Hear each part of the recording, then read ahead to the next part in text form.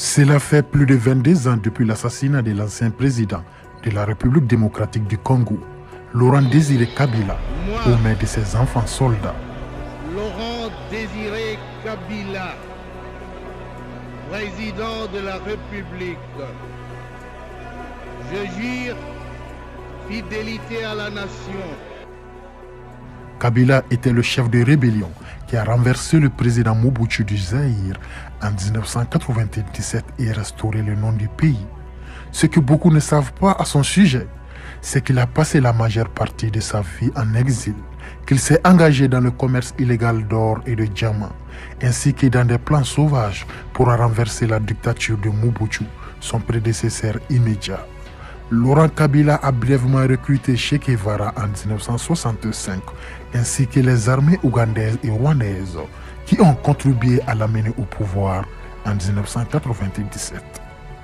Aujourd'hui, nous allons parler de l'histoire de Laurent Kabila, l'ancien président de la République démocratique du Congo qui a été assassiné par ses enfants soldats.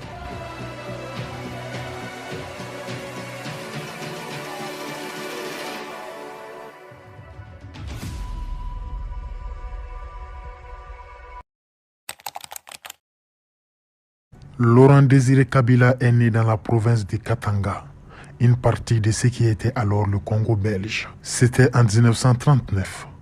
Il termina ses études au lycée d'Elisabethville, aujourd'hui Lubumbashi, en RDC, puis étudia la philosophie politique dans une université française. On dit également que Kabila a fréquenté l'université de Dar es Salaam en Tanzanie. En 1960, alors qu'il avait 21 ans, Kabila est devenu un chef de file des mouvements politiques alliés au premier ministre du Congo indépendant, Patrice Lumumba. À l'aune de l'indépendance du Congo vis-à-vis de la Belgique, le jeune Kabila était l'un des jeunes hommes brillants qui était peut-être devenu une star de la politique de son pays à l'époque. Pourtant, après l'intervention des Nations Unies et l'assassinat de Patrice Lumumba, l'armée a chassé Kabila et d'autres sympathisants dans la brousse où ils ont formé une force de guérilla. Ces jeunes Congolais ont alors formé une rébellion soutenue à la fois par les Chinois et les Russes et par une demi-douzaine d'autres pays africains. La rébellion de ce groupe de combattants a attiré l'attention des États-Unis. Les États-Unis paniquaient à propos d'éventuelles influences soviétiques dans l'Afrique indépendante. Les Américains recrutèrent des officiers belges et des mercenaires. Forcés de battre en retraite, Kabila et ses amis se sont tournés vers les Cubains et Che Guevara pour obtenir de l'aide. Alors, Che Guevara et son équipe sont arrivés à la frontière entre la Tanzanie et le Congo avec un petit contingent de guérilleros. C'était en avril 1965. Cependant, dans son journal publié en 1999, Che Guevara note le manque d'implication de Laurent Désiré Kabila dans le parti et le manque général d'organisation du groupe. Che Guevara a jugé Kabila, qui avait 26 ans à l'époque, comme n'étant pas l'homme de l'air et que Kabila était trop distrait. Cela, de l'avis de Che Guevara, expliquait que Kabila se présente parfois avec des jours de retard pour fournir des fournitures, de l'aide ou des renforts aux hommes de Che Guevara. La révolte de la rébellion de Kabila a été réprimée en 1965 par l'armée congolaise avec le soutien des États-Unis. Mobutu a pris le contrôle de la nation en 1965, a établi une dictature et en 1971 a renommé le pays Zaïre. En 1967, Kabila a fondé le Parti révolutionnaire du peuple, luttant pour établir un territoire marxiste autosuffisant dans la partie orientale du Zaïre. Ce groupe s'est taillé une enclave sur le lac Tanganyika, dans la lointaine province du Kivu. Là, les rebelles de Kabila se sont soutenus en tuant des éléphants, en faisant le commerce de l'ivoire ainsi qu'en extrayant de l'or. Ils ont également reçu une aide et un financement occasionné de la Chine et de Cuba. Les rebelles de Laurent Désiré Kabila ont également acquis une notoriété internationale en 1975 lorsqu'ils ont enlevé des étudiants américains et un chercheur néerlandais contre la rançon. Mobutu, qui contrôlait désormais fermement le pays, a ordonné à ses troupes d'entrer dans la région et ils ont réussi à réprimer les forces de Kabila qui n'avaient d'autre choix que de se réinstaller en Tanzanie où elles se sont regroupées. Dans les années 1970, Kabila a déménagé sa famille en Tanzanie après des années à diriger le mouvement rebelle infructueux au Congo. À cette époque, Laurent Désiré Kabila était un homme recherché qui vivait discrètement en exil en Ouganda et en Tanzanie.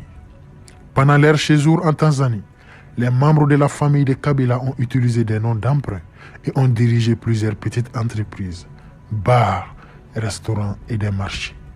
La famille a été protégée par le gouvernement tanzanien et a déménagé de maison en maison dans les quartiers aisés de la ville pour échapper à la détection par les agents de renseignement de Mobutu.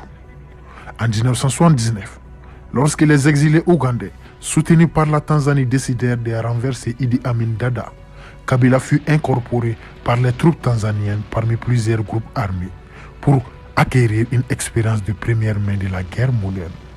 Kabila est devenu proche du groupe de Yoweri Museveni jusqu'à ce qu'il se rende dans la brousse en 1980 lors de la première rencontre entre Kabila et Museveni. Kabila aurait demandé des armes afin d'attaquer Mobutu, mais a reçu une condition qui était de ne pas opérer à la frontière entre l'Ouganda et le Congo. Malheureusement pour Kabila, l'accord sur les armes a échoué, mais Museveni a donné à Kabila une modeste contribution financière et l'a mis en contact avec la Libye pour voir s'il pouvait aider de quelque manière que ce soit sans impliquer l'Ouganda. Pendant 7 ans, en Tanzanie, Kabila aurait une brouille avec le président tanzanien de l'époque, Julius Nyerere, en raison de leur désaccord sur le mode de vie de Kabila. Nyerere a critiqué Kabila pour avoir été trop autocratique dans son mouvement de guérilla et trop impliqué dans des activités commerciales illicites. Ce qui par la suite conduit Kabila à être coupé des contacts avec les services de sécurité tanzaniens.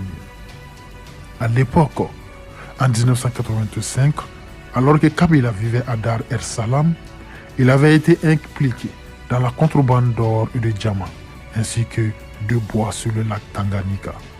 Après tout cela, Kabila a disparu de la vue publique. Pendant 15 années suivantes, il n'a réapparu qu'en 1994. Kabila n'a fait surface qu'en 1994, lorsque le Front patriotique rwandais, le FPR, a pris le pouvoir au Rwanda.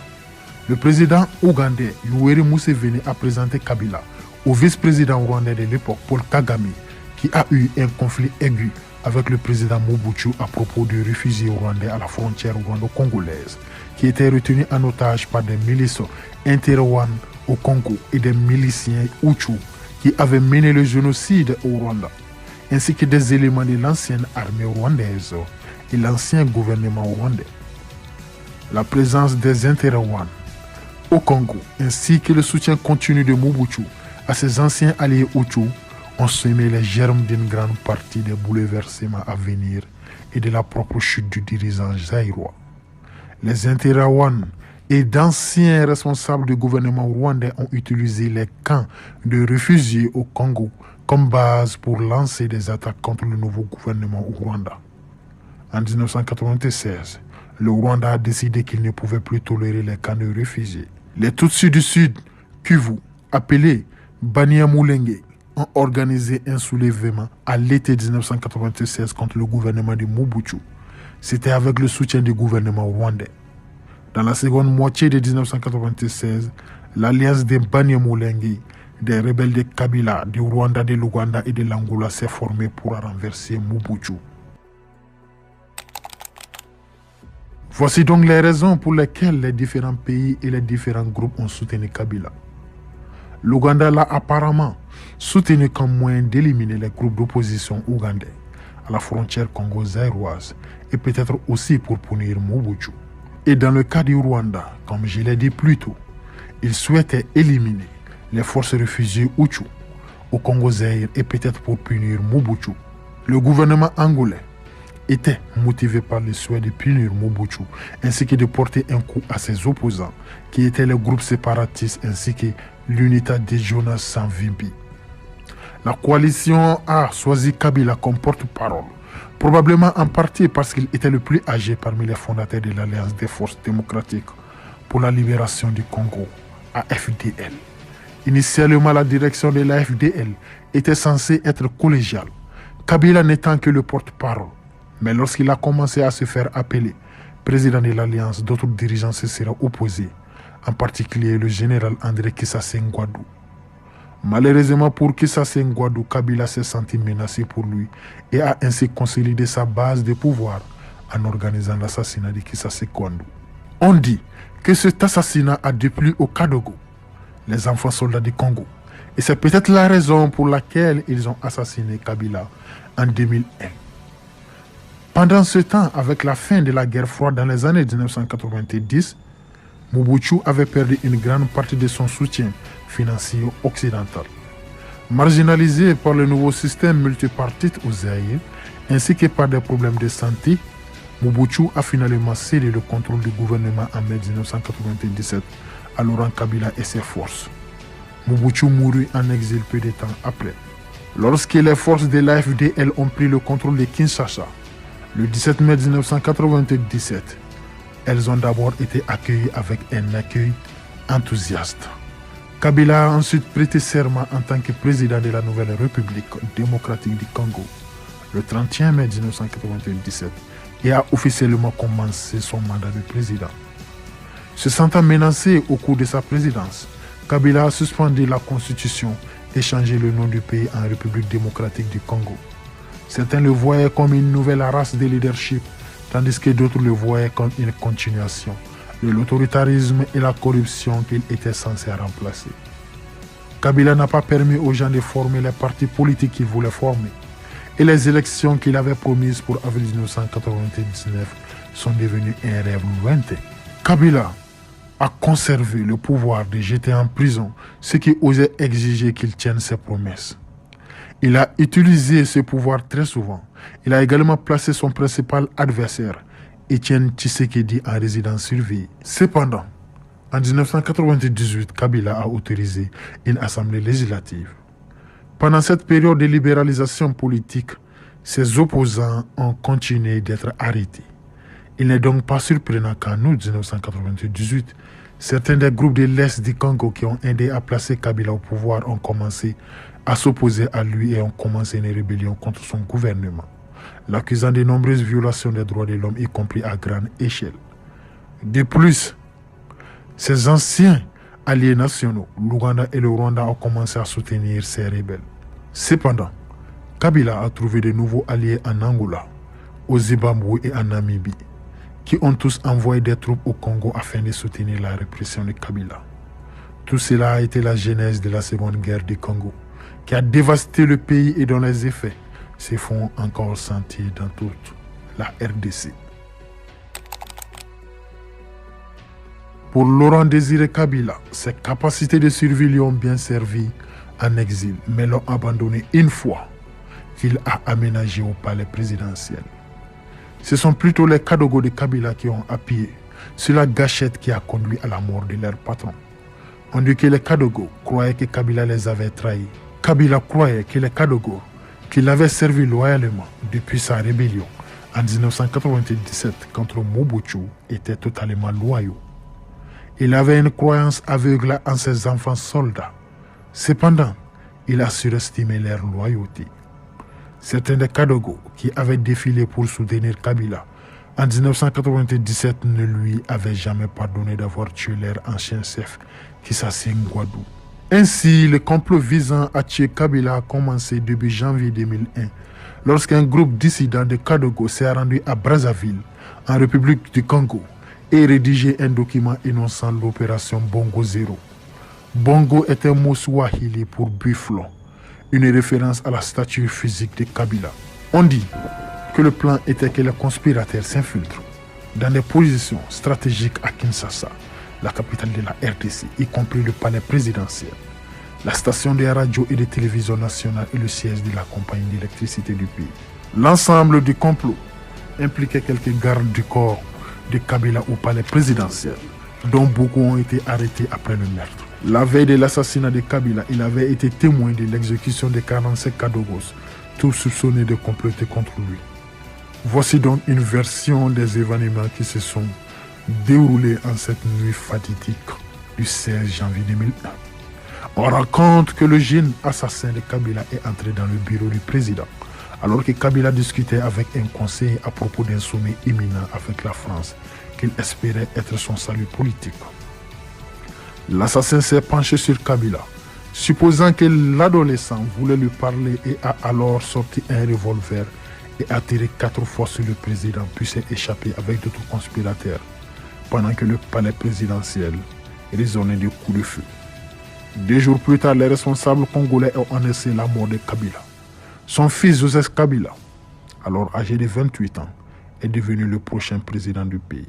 Après les événements de cette nuit fatidique, le 16 janvier 2001, un ancien collaborateur de feu le président congolais, Laurent Désiré Kabila, le colonel Idi Kampa, a été condamné à mort pour avoir tué le président. Un autre haut responsable et son garde-corps ont été impliqués dans le meurtre. Le colonel Idi Kampa était le bras droit de Laurent Désiré Kabila et le chef d'état-major de l'armée. Idi Kampa et Georges Leta ont été reconnus coupables d'avoir été le cerveau de l'assassinat ainsi que plusieurs autres membres de l'équipe du défunt président. 20 ans plus tard, en janvier 2021, les hommes reconnus coupables de l'assassinat de Laurent Kabila ont été graciés par l'actuel président de la RDC, Félix Tshisekedi. Cependant, la question de savoir qui était exactement derrière le meurtre de Kabila reste dans les annales de l'enquête.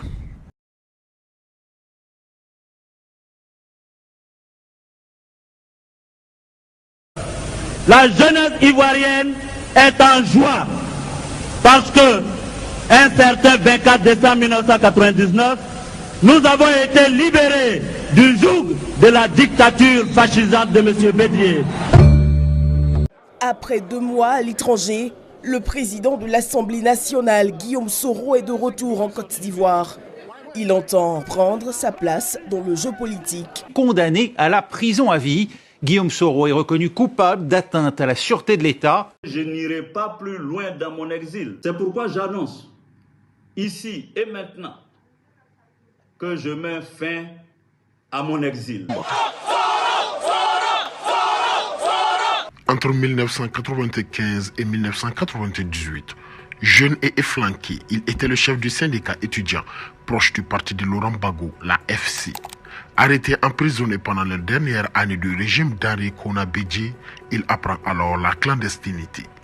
La FC, Fédération estudiantine et scolaire de Côte d'Ivoire, semble alors l'université de la politique pour toute une génération de militants ivoiriens, à un moment où l'université, du reste, s'effondre peu à peu et où la principale matière étudiée par les syndicalistes étudiants est la violence.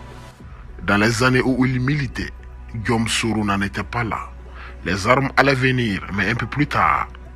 En 2002, des militaires dont certains ont trempé dans les complots et tentatives de coup d'État, réussis ou pas depuis 1999, date du renversement de Henri Konan Bédié, tente un nouveau coup de force contre Laurent Gbagbo, cette fois après s'être préparé au Burkina Faso. Le coup échoue. Les loyalistes reprennent le contrôle d'Abidjan, mais les putschistes se regroupent en formation rebelle, dont l'organisation a été décidée dans le plus grand secret dans les villas de Ouagadougou, et prennent le contrôle du nord de la Côte d'Ivoire, qui est placé à leur tête. Surprise, Guillaume Soro, dirigeant une rébellion finalement baptisée Force Nouvelle ou FN. D'anciens alliés à ennemis du président d'Alassane Ouattara, Guillaume Soro, l'homme dont tout le monde se méfie, a toujours chevauché de postes ministériels à autres. Devenu président de l'Assemblée nationale de la Côte d'Ivoire, pendant plus de 8 ans, Guillaume Soro, l'homme à abattre, échappe à 6 tentatives d'assassinat. Acculé et pourchassé en raison de ses ambitions politiques, Guillaume Soro, l'homme qui dérange, s'est finalement contraint à l'exil. Aujourd'hui, nous allons voir raconter l'histoire d'un homme tout aussi discret que sombre. Un homme qui a bâti sa renommée, non seulement sur la crainte, mais aussi dans la clandestinité. À présent, voici l'histoire de Guillaume Soro. Le 8 mai 1972, à Kofi-Plé, sous-préfecture de Djawala, dans le département de Ferkessédougou, Guillaume Kigbafori Soro a vu le jour. Ferkessédougou, communément appelée Ferké, est une ville de Côte d'Ivoire, chef-lieu de la région de Tcholokou. Du point de vue de son importance démographique, elle est l'une des plus grandes villes du nord du pays. Sa mère, Sanoko Minata, femme qu'elle juge discrète, voire silencieuse, est de Lofokpo Kaha, un chef-lieu de commune dans le département de Ferkessédougou. Son père, Clément Soro Sanga, exerçait dans la compagnie du textile, la CIDT, la compagnie ivoirienne de développement du textile. À propos de son père, dans son message politique sibyllin, Guillaume Soro écrivait « Mon père était plus sévère. Il incarnait vraiment le visage paternel et viril de nos tropiques. Quand il lui arrivait de vouloir me corriger dans mes incartades, c'est dans les bras de ma mère que je me réfugiais.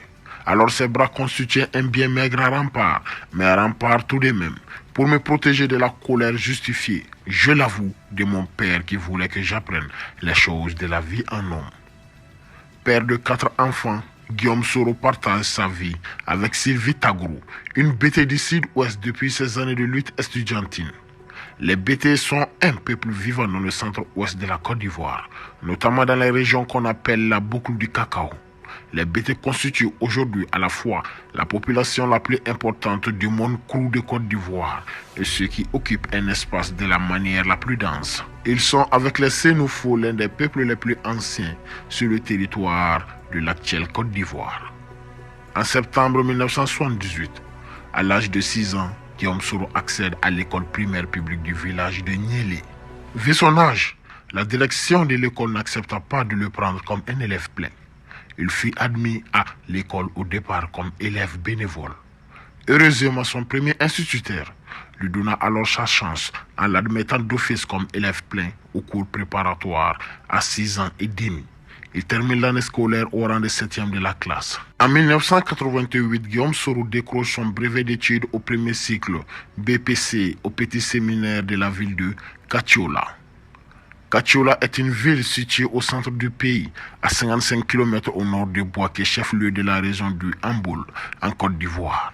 L'obtention de son baccalauréat au lycée classique de Bouaké en 1992 lui ouvre à présent les portes de l'université de Cocody. Dans les années 90, la Côte d'Ivoire découvrait un jeune homme frêle, mais au charisme et à l'éloquence qui force l'admiration. À l'université, Guillaume Soro commence à s'intéresser peu à peu à la politique. Très vite, il commence à se faire remarquer pour ses prises de décision. D'aucuns l'appellent le Che, comme Che Guevara, et d'autres le général. C'est ainsi qu'il prend la tête de la Fédération estudiantine et scolaire de Côte d'Ivoire de 1995, FSI, alors qu'il préparait une licence d'anglais à l'université Félix Houphouët-Boigny d'Abidjan. Son aversion pour le régime du Parti démocratique de Côte d'Ivoire de Henri Konan Bédié le conduira à plusieurs reprises à la maison d'arrêt et de correction d'Abidjan, chaque fois qu'une manifestation étudiante dégénère. En 1998, à la faculté des lettres, arts et sciences humaines Flash, il obtient une licence en anglais. Cette même année, son mandat à la tête de la Fédération estudiantine et scolaire de Côte d'Ivoire, FSI, expire. Guillaume Soro est remplacé par Charles Blé Koudé, qui dirige aujourd'hui les jeunes partisans du président Laurent Gbagbo. Après avoir quitté la tête de la FSI, Guillaume Soro part poursuivre ses études supérieures en France. Commence alors pour lui une vie de silence. Il réapparaît à la suite du coup d'état de Noël en 1999 qui porte la junte du général Robert Gué au pouvoir et dirige le Forum international des étudiants francophones. Heureuse, la jeunesse ivoirienne est en joie parce que un certain 24 décembre 1999, nous avons été libérés du joug de la dictature fascisante de M. Bédié. Commence alors pour le Che une autre étape de son parcours, la politique. Guillaume Soro est en Côte d'Ivoire lorsqu'intervient le coup d'État du 24 décembre 1999. Il organise et mobilise des milliers de jeunes au stade Félix Houphouët-Boigny à Abidjan. Au cours d'un meeting où il lance l'idée d'une opération main propre contre les anciens dignitaires du régime déchu. On le voit aux côtés de Robert Gué après son coup d'État reçu. Mais cette collaboration de Guillaume Soro avec la junte ne dure guère. La scission est vite consommée entre le général Robert Gué et Guillaume Soro. Il s'oppose à lui et s'allie à Alassane Ouattara lorsque celui-ci est exclu de l'élection présidentielle en 2000 par le régime militaire. Cette même année, Laurent Gbagbo devient président. Avec la bienveillance du président burkinabé Blaise Compaoré, Guillaume Soro s'installe dans une maison modeste de Ouagadougou, où il participe à l'organisation d'une rébellion pour renverser le nouveau chef de l'État. En 2002, les forces nouvelles tentent un coup d'État à Abidjan, mais l'opération échoue. Guillaume Soro réapparaît en septembre 2002 lorsque les forces nouvelles lancent sans succès une tentative de coup d'État à Abidjan en qualité de porte-parole puis secrétaire général de la branche politique du mouvement patriotique de Côte d'Ivoire, MPCI, qui devient, après les négociations de l'INAS Marcoussis, les forces nouvelles de la Côte d'Ivoire, mouvement rebelle.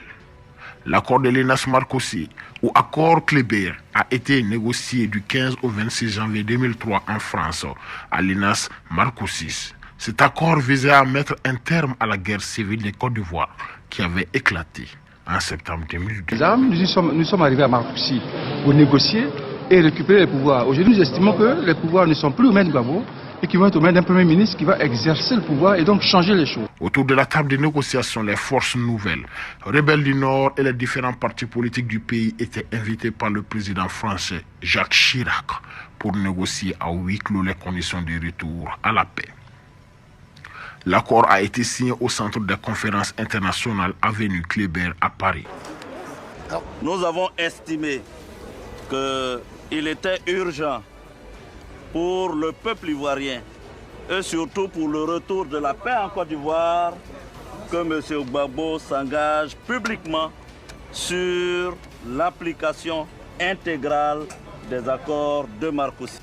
Après la signature de l'accord de Marcoussis, Guillaume Soro participe au gouvernement de réconciliation nationale de février 2003 à mai 2004, puis d'août 2004 à décembre 2005 comme ministre de la Communication. À l'automne 2005, les forces nouvelles exigent la nomination de Guillaume Soro au poste de Premier ministre. En décembre, il sera finalement nommé ministre d'État de la reconstruction et de la réinsertion, deuxième poste dans l'ordre protocolaire au sein du gouvernement de Charles Konan Banny. En janvier 2007, il accepte la proposition du président Laurent Gbagbo, son ennemi militaire puis politique depuis 2002, d'entamer un dialogue direct pour aller vers la paix et les élections. Le 4 mars à Ouagadougou, les deux hommes signent un premier accord de paix prévoyant notamment la formation d'un nouveau gouvernement dont Laurent Gbagbo lui propose de prendre la tête. Guillaume Soro entre en fonction le 4 avril et son gouvernement est installé 3 jours plus tard. Le gouvernement doit mettre en place notamment 2 points clés de l'accord politique de Ouagadougou.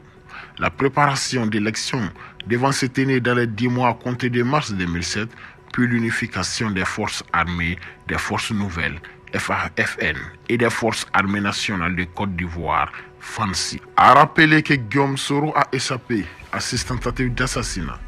Les 2 plus marquantes sont certainement le guet-apens dans lequel il est tombé dans l'enceinte de la radiodiffusion télévision ivoirienne RTI le 27 juin 2003 ainsi que l'attentat du 29 juin 2007 contre le Fokker 100 qui le transporte. Finalement, après 6 reports et 5 ans d'incertitude, le premier tour de l'élection présidentielle est fixé au 31 octobre 2010 sur toute l'étendue du territoire ivoirien, ainsi que dans 19 autres pays où résidaient des citoyens ivoiriens. Ce scrutin est considéré comme la première élection libre depuis l'indépendance du pays, en 1960, obtenue par Félix Houphouët-Boigny de la France. Le premier tour voit s'affronter 14 candidats.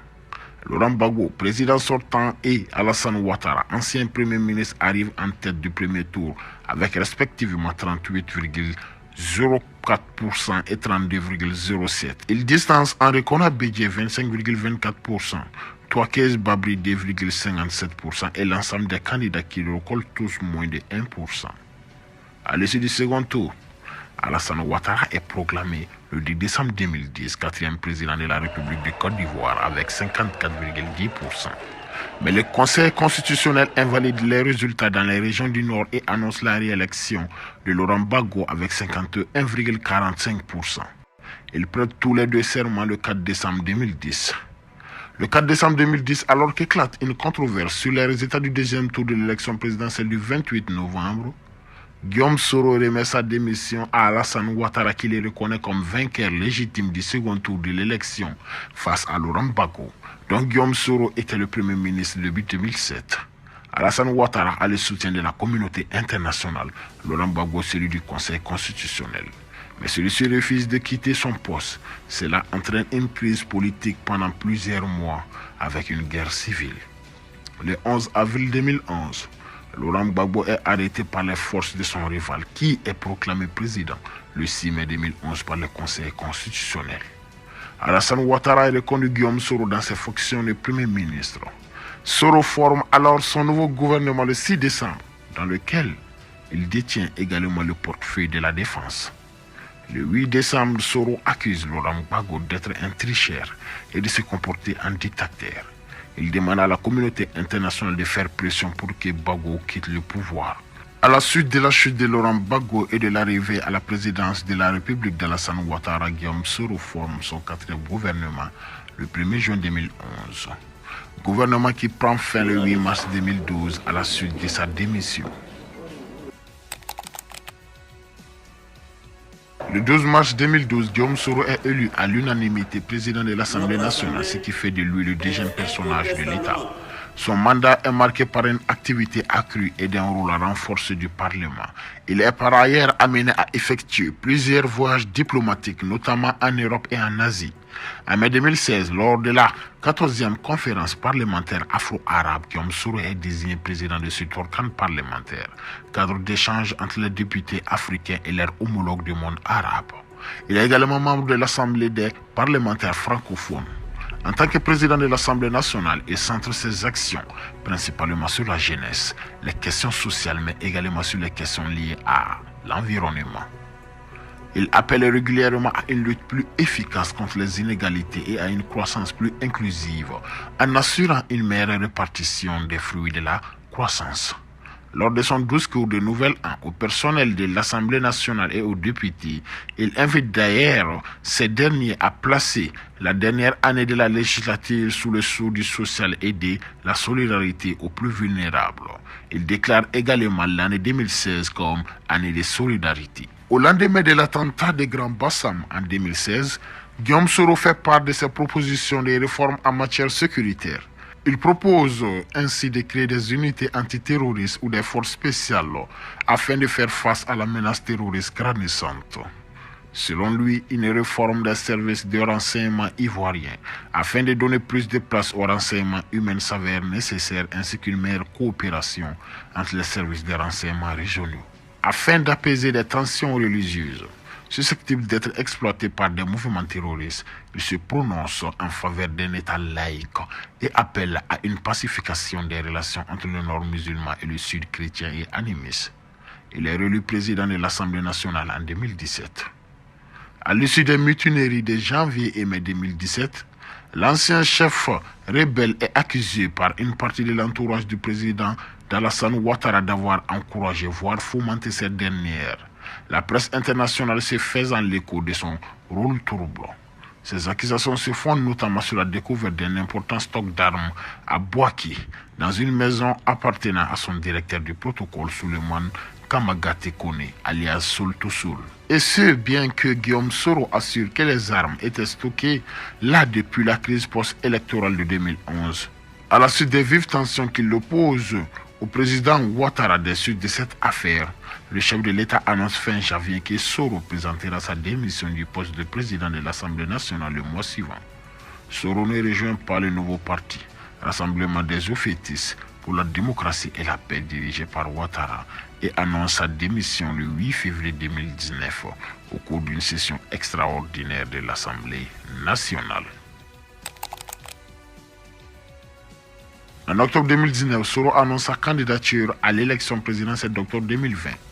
Dans la foulée de l'annonce de sa candidature, Guillaume Soro lance un mouvement citoyen, Génération et Peuple solidaire, qui vise à réunir l'ensemble des organisations pro-Soro, comités politiques, Mouvement pour la promotion des nouvelles valeurs en Côte d'Ivoire MVCI, Rassemblement pour la Côte d'Ivoire RACI, Alliance nationale pour le changement ANC, en vue de l'élection présidentielle. En octobre, Soro annonce son retour en Côte d'Ivoire pour le 9 novembre après 6 mois à l'étranger. Le 20 décembre 2019, le Trésor saisit le procureur de la République d'une plainte contre Guillaume Soro et autres pour des actes de concussion et des faits de détournement de deniers publics commis en 2007 alors qu'il occupait les fonctions de Premier ministre.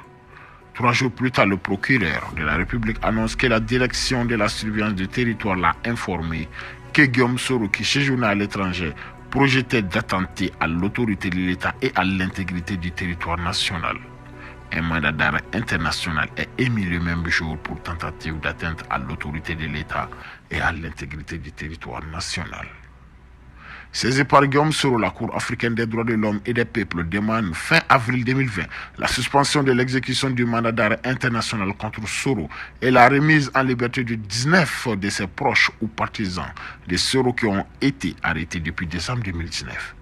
Cette décision pousse la Côte d'Ivoire à retirer la capacité des personnes privées de saisir le CADHP.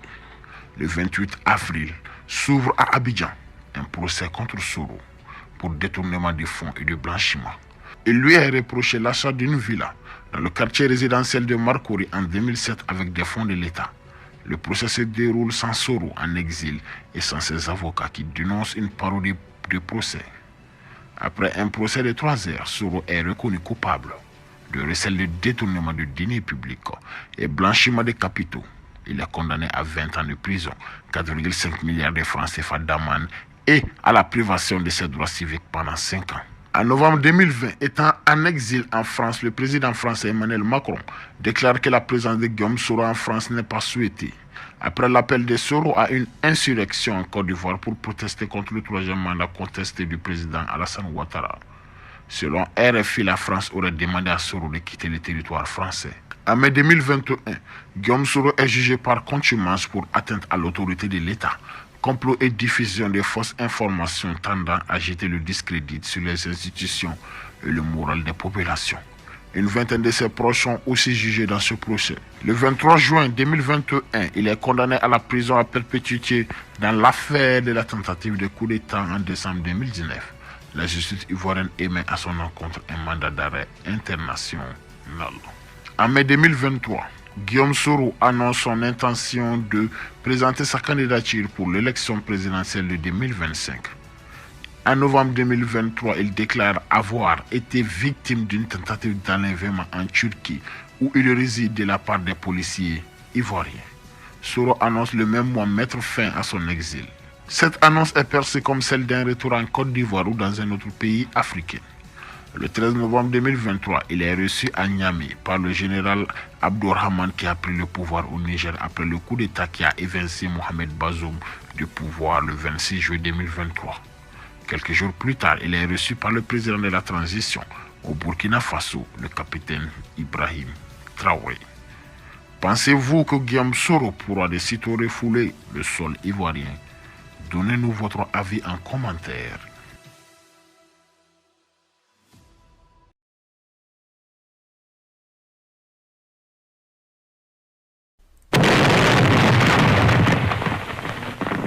Dans la nuit de Noël 1989, des combattants traversent la frontière du nord du Libéria en provenance de la Côte d'Ivoire. Ils étaient membres d'un groupe nouvellement formé, le Front patriotique national du Libéria, dirigé par Charles Taylor. Ce groupe de combattants rebelles s'est dressé contre la dictature du président Samuel Doe.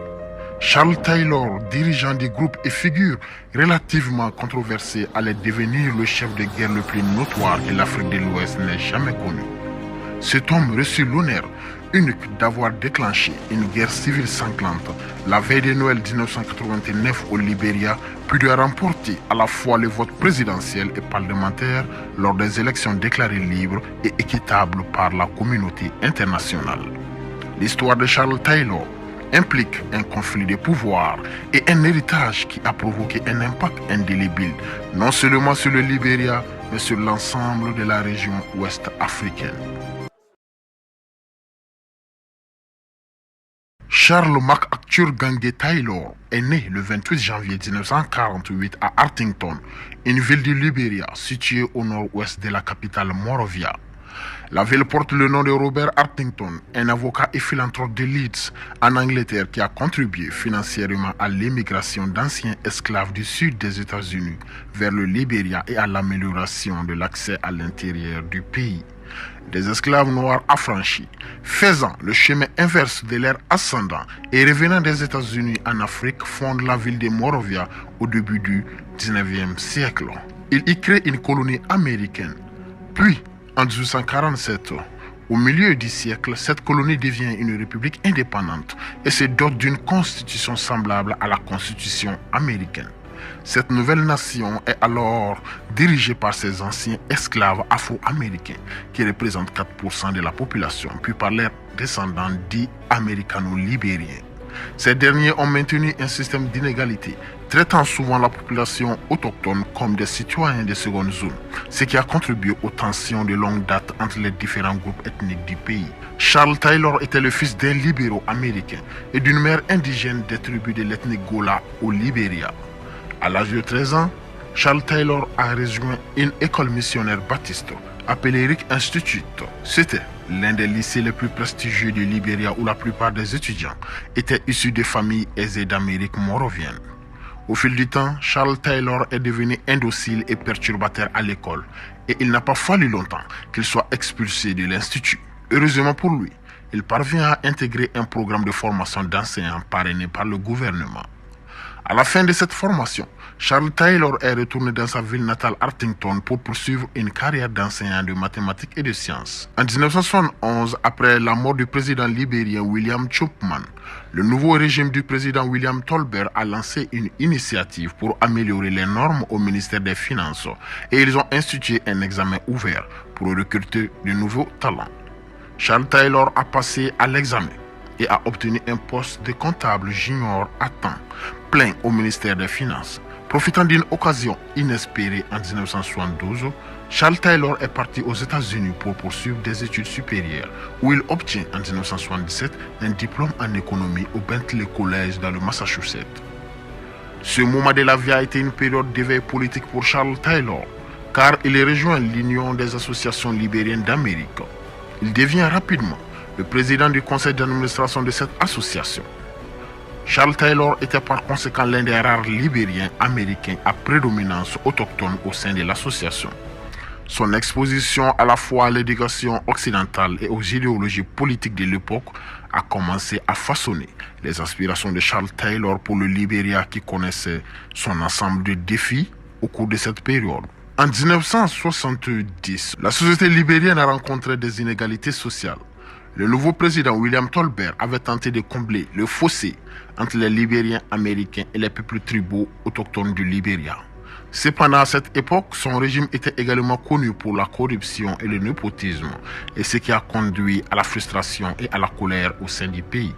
Charles Taylor est rapidement devenu très critique à l'égard du président William Tolbert en 1979. Lors d'une visite du président Tolbert à New York, Taylor a mené une manifestation brillante devant la mission libérienne auprès des Nations Unies.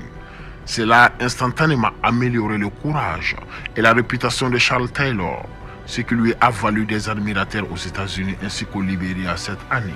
Les années 1970 ont marqué les premiers pas sur la voie du pouvoir pour Charles Taylor, qui serait marqué par l'affirmation de soi ainsi que par la force brute. En 1980, le président Tolbert a invité Charles Taylor et d'autres délégués de l'Union des associations libériennes d'Amérique à rentrer chez eux au Libéria et mettre leurs compétences au service de l'éducation. Le président les a sollicités à le conseiller sur la manière de mieux réformer le pays.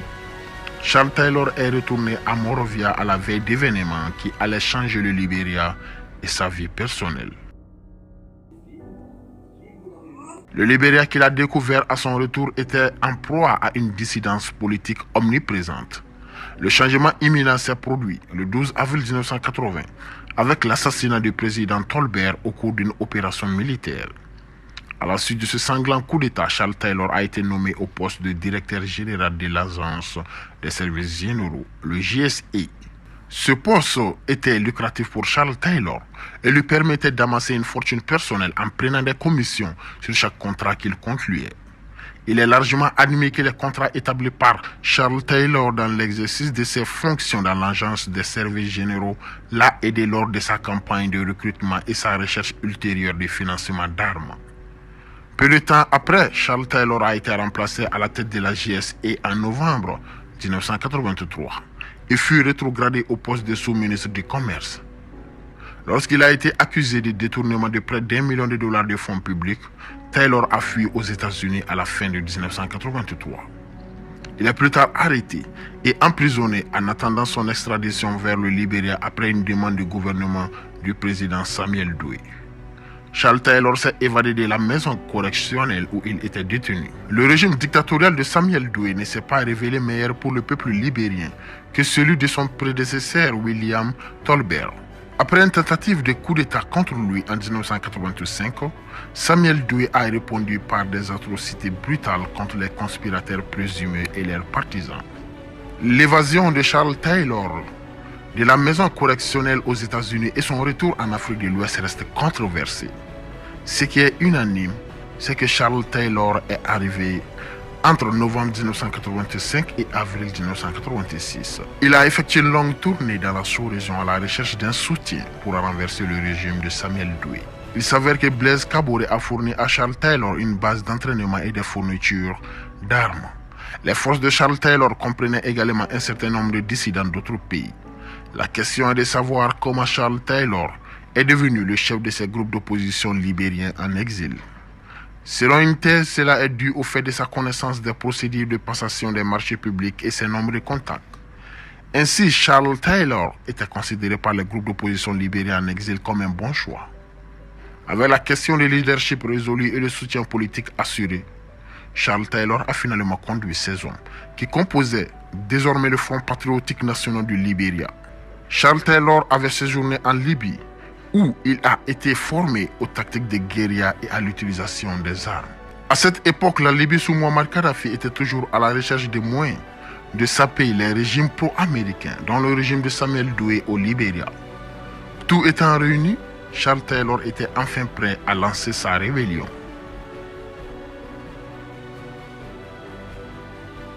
En fin décembre 1989, des insurgés du Front patriotique national du Libéria ont envahi le comté de Nimba, une zone de la région nord du Libéria occupée par les tribus qui avaient subi la répression brutale de Samuel Doe à l'échec de la tentative de coup d'État contre sa personne en 1985. Plusieurs figures clés du mouvement de Charles Taylor étaient des exilés publics locaux comme Charles Taylor. Samuel Doe a envoyé ses forces pour écraser Charles Taylor et son mouvement rebelle. L'armée de Samuel Doe a déclenché une campagne de terreur contre la population locale et la répression qui a suivi a fourni à Charles Taylor une armée de recrues brutes, principalement des adolescents et des garçons analphabètes déterminés à se venger de Samuel Doe. Charles Taylor donnait à ces nouvelles recrues une formation rudimentaire. Ces jeunes et garçons soldats ont évolué en de vrais combattants sans état d'âme. L'un des membres importants du mouvement de Charles Taylor était un homme du nom de Prince Yomi Johnson. Johnson, allié à Charles Taylor, était le directeur de la formation du Front national patriotique du Libéria. Toutefois, les relations entre les deux dirigeants devenaient tendues au fil du temps. Finalement, Yomi Johnson et ses autres commandants se sont séparés du NPFL pour former le Front national patriotique indépendant du Libéria. Ce dernier mouvement a également continué à lutter indépendamment contre le régime de Samuel Doe. Ce groupe était organisé et plus discipliné que les forces de Charles Taylor. En 1990, les groupes rebelles avaient avancé dans la capitale Monrovia, mais le président Samuel Doe a refusé de céder le pouvoir. Pour tenter de sortir le Libéria de son anarchie, un groupe d'États d'Afrique de l'Ouest a rassemblé une force de maintien de la paix. Le Nigeria a contribué à l'essentiel de la force en envoyant un groupe de surveillance de la communauté économique des États d'Afrique de l'Ouest, ECOMOG. Après qu'un cessez-le-feu ait été arrangé, un groupe de l'ECOMOG est arrivé à Monrovia en août et a installé son quartier général à Port-Franc, une zone contrôlée par les combattants du chef rebelle Yomi Johnson. Le 9 septembre 1990, le président Samuel Doe décide de quitter son manoir exécutif pour visiter le quartier général de l'ECOMOG, accompagné de plusieurs soldats. Informé de ce déplacement, le groupe rebelle du prince Yomi Johnson a lancé un raid sur le port dans le but de capturer Samuel Doe. Après une fusillade prolongée, Samuel Doe a été capturé et amené dans un bungalow dans le quartier que Yomi Johnson utilisait comme base. Les forces de Yomi Johnson ont brutalement tué le président Samuel Doe et cette horrible exécution a été enregistrée sur vidéo et diffusée dans le monde entier. Après l'assassinat du président Samuel Doe, le prince Yomi Johnson a revendiqué le pouvoir, qui a finalement été rejeté par son ancien collaborateur et rebelle Charles Taylor. À Monrovia, un gouvernement intérimaire d'unité nationale a aussitôt été annoncé au Libéria.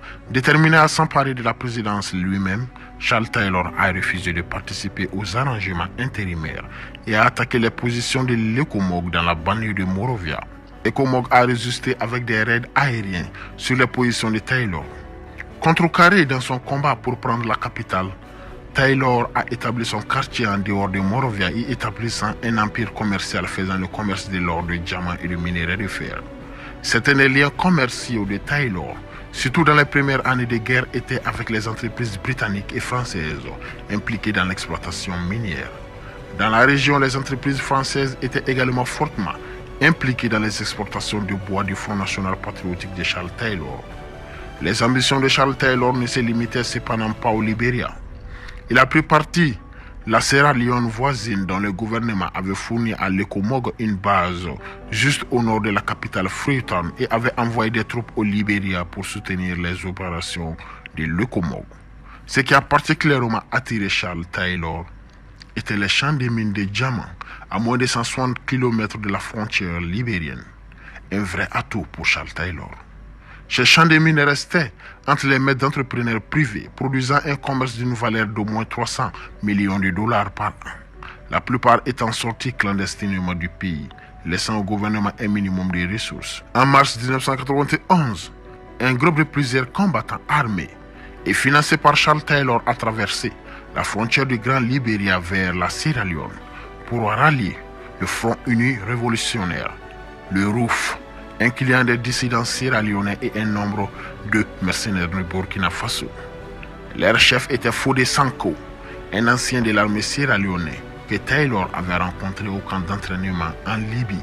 Le RUF de Fodé Sanko affirmait se battre contre des représentants du gouvernement et leurs associés à Freetown, qui pour eux étaient engagés dans le pillage des ressources du pays. Mais le principal objectif du RUF était de prendre le contrôle des champs de diamants et pour l'intérêt de Charles Taylor. En quelques semaines, le RUF a réussi à envahir une série de villes et de zones productrices de diamants à l'est de la Sierra Leone. L'organisation a également régulièrement enrôlé et forcé des civils à travailler comme des esclaves dans les mines. Des centaines de personnes ont fui leur maison pour échapper à la campagne de terreur du RUF aidé par Charles Taylor. Au fil du temps, l'échec militaire et de nombreux revers ont persuadé Charles Taylor qu'il n'atteindrait jamais le pouvoir par les seuls moyens militaires. Il a donc entrepris de parvenir à un compromis en entamant des négociations avec l'Ecomog et ses partisans nigérians. Finalement, un accord de paix est conclu à Abuja, la capitale nigérienne, en août 1995. Selon les termes de l'accord d'Abuja, le Libéria devait être dirigé pour une période intérimaire avant les élections par un conseil d'État composé de 6 membres, dont Charles Taylor et 2 autres seigneurs de guerre. Tout cela n'a pas cependant empêché Charles Taylor dans sa lutte pour le contrôle du commerce de diamants. En 1996, les forces et factions criminelles de Charles Taylor se sont battues une fois de plus pour le contrôle de Monrovia. Monrovia a été réduite en une ville détruite. Quelques mois plus tard, en 1996, les seigneurs de guerre du Libéria se sont de nouveau réunis à Abuja pour signer un nouvel accord de paix. Cette fois, les gouvernements d'Afrique de l'Ouest ont exigé un respect rigoureux, menaçant les seigneurs de guerre de sanctions, notamment le gel de leur avoir, une interdiction de voyager et la possibilité de les poursuivre pour crimes de guerre. Ayant reconquis des portions considérables de territoire, Charles Taylor considérait désormais le processus de paix comme le moyen de légitimer son ascension au pouvoir. Il s'y conforma donc. Avec les autres seigneurs de guerre, il transforma sa milice en parti politique et accepta de participer à la démobilisation et au désarmement. Le Front National Patriotique Indépendant de Charles Taylor a été transformé en Front Patriotique National, le NPP. Lors des élections de juillet de 1997, le NPP de Charles Taylor a remporté une victoire décisive en obtenant 75% des voix et beaucoup de sièges de l'Assemblée nationale. Taylor a été investi comme le 22e président de la République du Libéria le 2 août 1997. Les élections, malgré les difficultés, ont été tout simplement libres et équitables par la communauté internationale. La question qui se pose cependant est de savoir pourquoi tant de Libériens, après ce qu'ils ont vécu, se sont transformés et ont donné leur vote à l'un des principaux architectes de leur misère. L'explication qui est courante est que les Libériens n'ont pas voté par amour pour Charles Taylor, mais par désir de paix et de stabilité. De nombreux Libériens croyaient que si Taylor perdait lors de l'élection du Libéria, le retour à la guerre était assuré. Un autre facteur qui a contribué au succès de Charles Taylor était son accès aux revenus énormes de son empire commercial florissant, qui lui a permis de mener une campagne grandiose.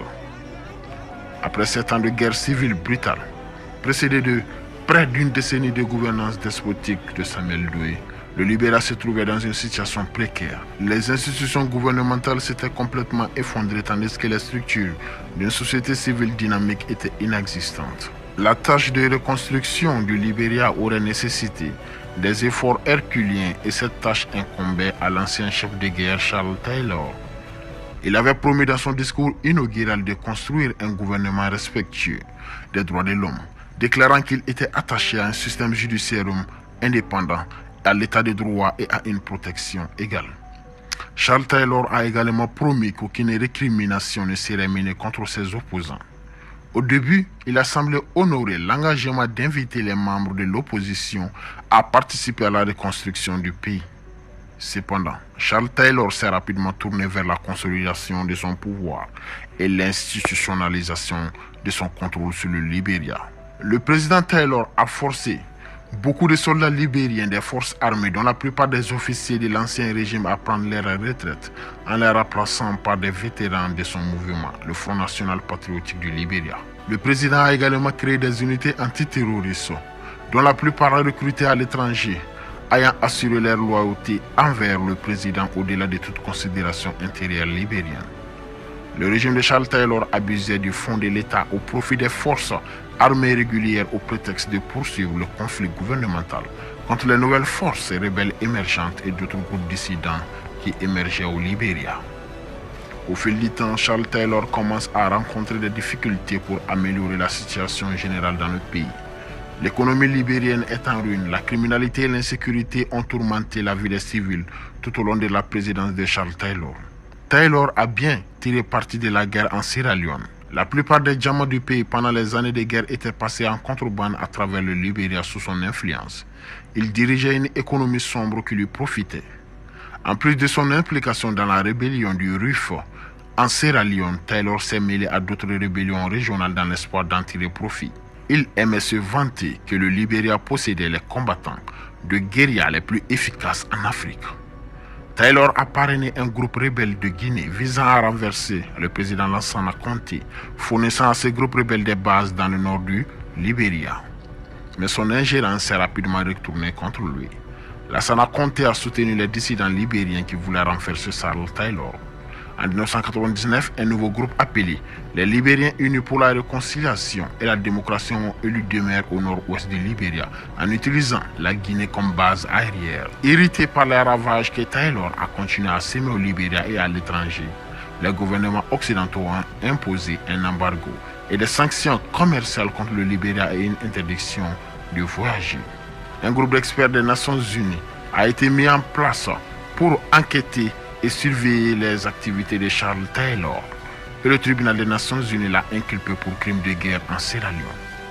Charles Taylor a reçu la nouvelle lorsqu'il était au Ghana et s'est immédiatement enfui au Libéria craignant d'être arrêté. L'ère de Charles Taylor était aussi chaotique et violente que ses débuts. Dans les années 2003, des groupes rebelles ont progressé rapidement vers Monrovia, sémant la terreur de la même manière que Taylor. D'autres groupes rebelles ont pris le contrôle du sud et de l'est. Des combats ont fait la rage à Monrovia avec des dizaines de milliers d'habitants cherchant refuge ailleurs. Les ministères ont été pillés et Charles Taylor a promis à plusieurs reprises de démissionner de son poste de président, mais il a continué à tergiverser. En août, une force de maintien de paix dirigée par les Nigérians est arrivée dans la capitale. 2 mois plus tard, un accord entre les Nations Unies et l'Union africaine a été conclu. Charles Taylor a rendu son discours final et est monté dans un avion pour le Nigeria afin de profiter de sa retraite. Le séjour de Taylor au Nigeria n'a pas été sans contestation de la part de la société civile et d'autres faisaient encore pression pour qu'il réponde aux accusations portées contre lui par le tribunal spécial pour la Sierra Leone. Finalement, la nouvelle présidente libérienne, Ellen Johnson, a demandé le renvoi de Taylor au Libéria.